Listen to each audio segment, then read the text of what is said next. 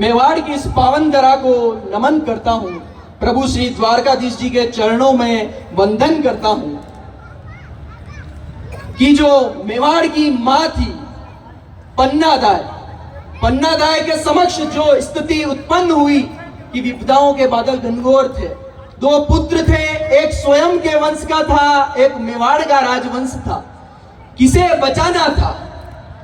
तब उनके मन में क्या स्थिति उत्पन्न हुई? चंद लाइनों से अरे याद करो उस मां को जिसके सम्मुख विपदाओं के बादल छा रहे थे। पराए तो पराए, अपने भी शत्रुओं की राग गा रहे थे। सबसे पहले मन ही मन में जंग छिड़ गई मां की ममता कर्तव्यता से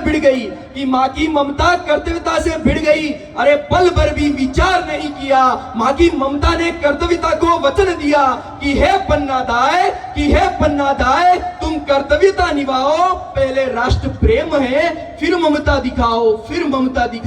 कि बनवीर आया जब महलों में उदय जान सोते चंदन पर वार किया। तलवार की धार से चंदन चीख गया।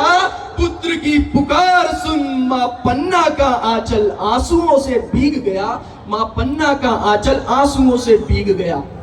अरे देश हित के खातिर स्वयं के बेटे को बलिदान कर दिया।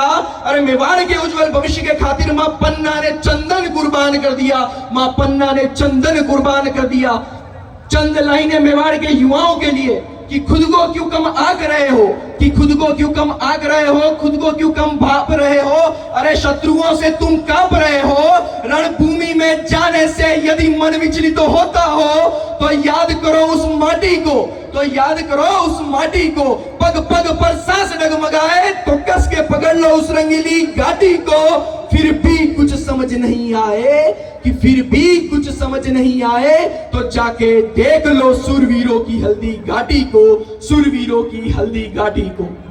अंतिम लाइनें मेवाड़ के युवाओं को पुनः समर्पित कि जब जब संग्राम हो तेरे संग मेरा नाम हो। किसके संग? हल्दी घाटी के। कि तेरे संग मेरा नाम हो। जब भी कोई शत्रु घेरे मुझे लोभ से मेरा महाराणा प्रताप सा स्वाभिमान हो। ना शत्रुओं जैसी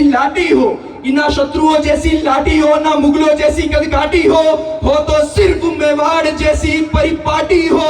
और मातृभूमि मिले तो सिर्फ हल्दी घाटी हो। जय मेवाड़। धन्यवाद।